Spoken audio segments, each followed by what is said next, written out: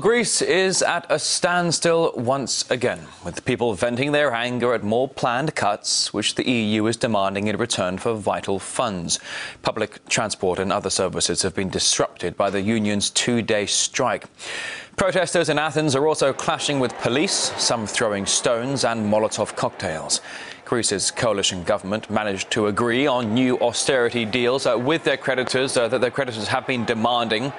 But Eurozone finance ministers say they want to see concrete action before the second bailout worth €130 billion can be handed over.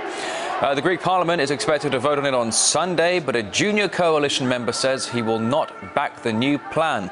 Let's now talk to RT's Max Keiser, a financial analyst and host of the infamous Keiser Report. Max, good to see you here. Thanks for coming on the programme today. Tell us this. What happens if not everybody in the coalition government, what if many disagree and the Greek parliament fails to approve the new austerity package? Look, keep in mind that the entire Euro project was started by Germany as a backdoor way to reunify East and West Germany.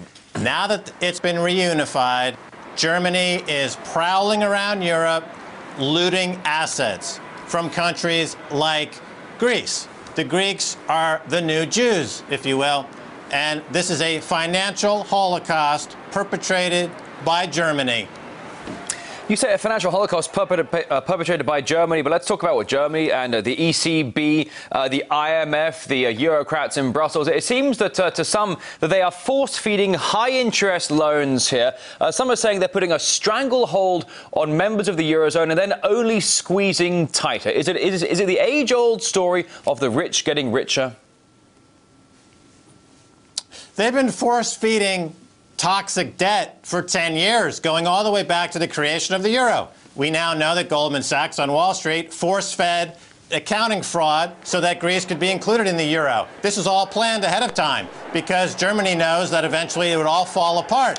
Germany is there to pick up the pieces. Germany is storming into Greece. They'll be storming into Portugal. They'll be storming into Spain. This is the Fourth Reich. This has all been baked into the cake.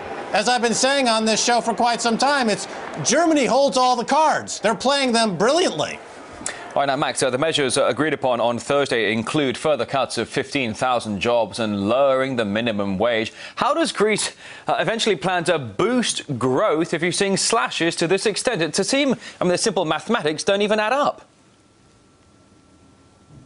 They can't possibly grow their way out of this. They're heading to the final solution. And, of course, the IMF will own the railroad tracks and the railway cars to take the Greeks to the final solution. That's where we're going with this. Now, okay, there are reports that Greece's private debt holders are expected to accept some 70% reduction in the value of their investments. Now, even if they agree to that, which one would say must be a tough pill to swallow, they would hardly decide to lend any more money to Greece, knowing they may never get it back. Isn't this, in effect, already an unofficial sort of default? The creditors who are going to take a haircut on their debt already have that fully insured in the credit default swap market, and they're going to make money no matter what. They don't take any risk. That's why Greece is in this problem to begin with.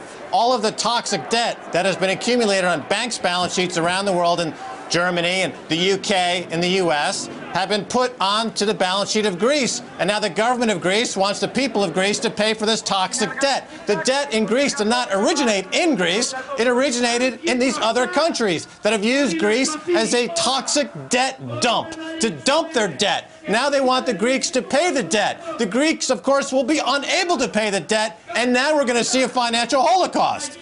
Max, Greek politicians have been struggling to comply with EU demands, and even when they did, creditors just want more. Do you think we'll see more conditions along the way?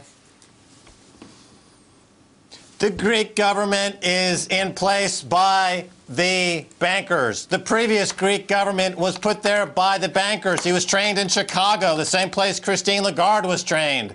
The Greeks have not had representational government in quite some time. They need to take a page out of the Arab Spring. They need to stage a revolution. They need to replace this government.